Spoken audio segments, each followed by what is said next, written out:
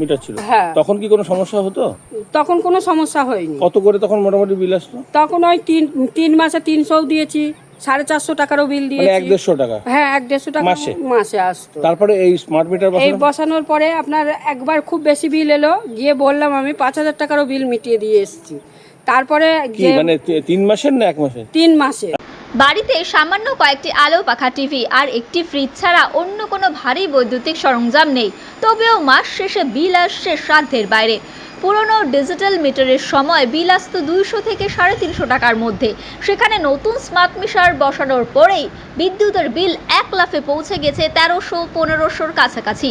এই অতিরিক্ত ও ভুতুড়ে বিল নিয়ে চরম ক্ষোভ, উৎকণ্ঠা সৃষ্টি হয়েছে সাধারণ গ্রাহকদের মধ্যে।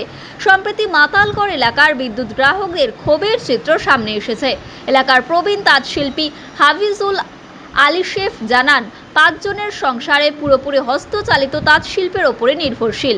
ঘরে একটি ফ্রিজ, টিভি, 2টি পাখা ছাড়া আর কোনো কিছুই নেই ভারী সরঞ্জাম। অথচ ডিজিটাল মিটারের পর স্মার্ট মিটার বসাতেই বিদ্যুতের বিল হাজার হাজার টাকা বেশি আসছে। এমন অভিযোগ করছেন তারা। কি বলছেন তারা শোনাবো।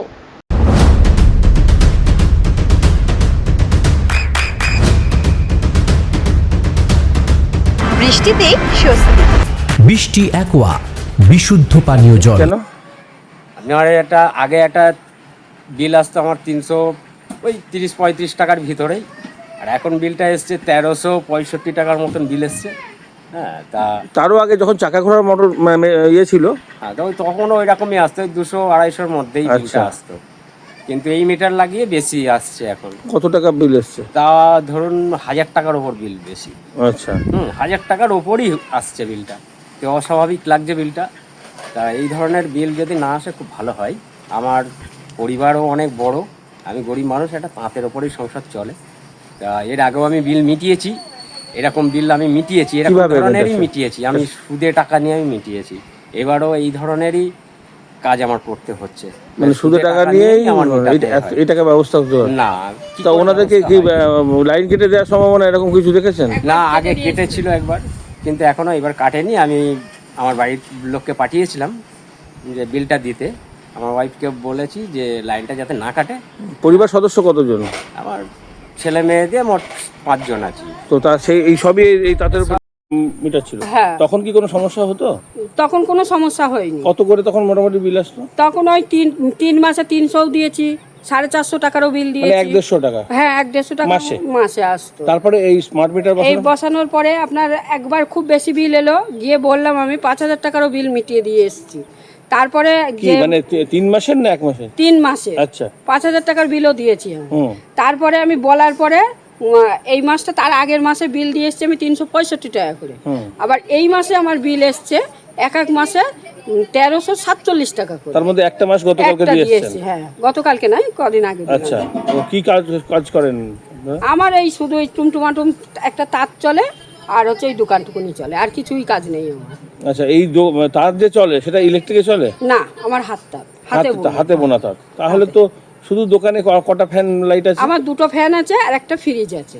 আচ্ছা, এই হচ্ছে টোটাল। টিভি চলে, আর কিছু চলে না। তাও তো টিভি সব সময় চলে না। হ্যাঁ, সন্ধ্যের মানে পরে একটা ফ্রিজ, একটা টিভি, হ্যাঁ, আর 2টো ফ্যান আর 2টো লাইট।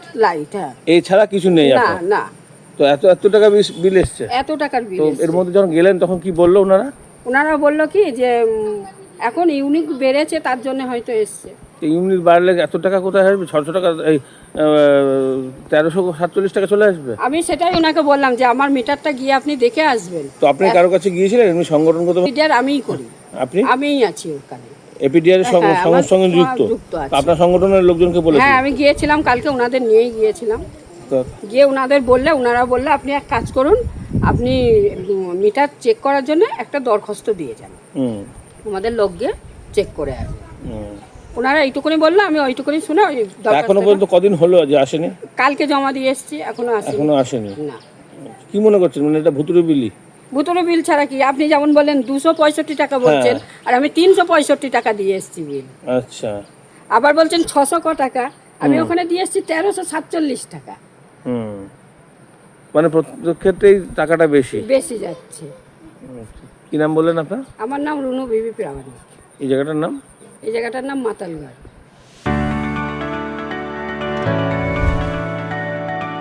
চোখের যত্নে এখন আরও আধুনিক এক ঠিকানা, স্বদেশ আই হসপিটাল, চাকদহ।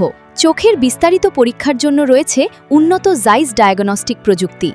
নির্ভুল পরীক্ষার জন্য রয়েছে আধুনিক ব্যবস্থা, পরীক্ষা থেকে চিকিৎসা ও উন্নত পরিকাঠামো। আপনার দৃষ্টির যত্নে স্বদেশ আই হসপিটাল। আমাদের ঠিকানা সুখসাগর রোড, চাকদহ, নদিয়া।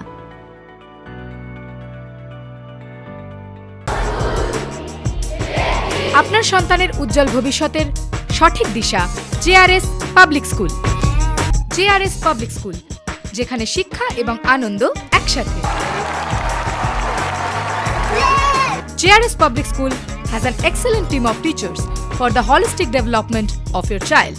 আপনার সন্তানের উজ্জ্বল ভবিষ্যতের একমাত্র ঠিকানা জেআরএস পাবলিক স্কুল। আপনি কোথায় ইনভেস্ট করবেন, কেন করবেন, বুঝতে পারছেন না তো? সঠিক গাইডলাইন পেতে আজই আসুন নদিয়ার চাকদাতে নিবেদিতা প্রাইভেট লিমিটেডে। Nivedita private limited, marketing and distribution service. Balcony বা সিঁড়ির রেলিং, মডিউলার কিচেন বা ড্রয়িং রুম, এক কথায় আপনার স্বপ্নের বাড়িকে করে তুলুন আরো সুন্দর। Chakdah ply centre, gorgeous look বা কোয়ালিটি সবে 3 number 1 Chakdah ply centre.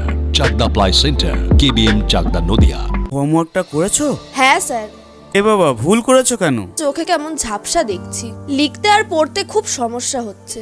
চাকদার modern optics থেকে ভালো চোখের ডাক্তার দেখিয়ে নাও। প্রতিদিন প্রকৃত চোখের ডাক্তার ও দৃষ্টি বিশেষজ্ঞ মডার্ন অপটিক্স, চাকদহে।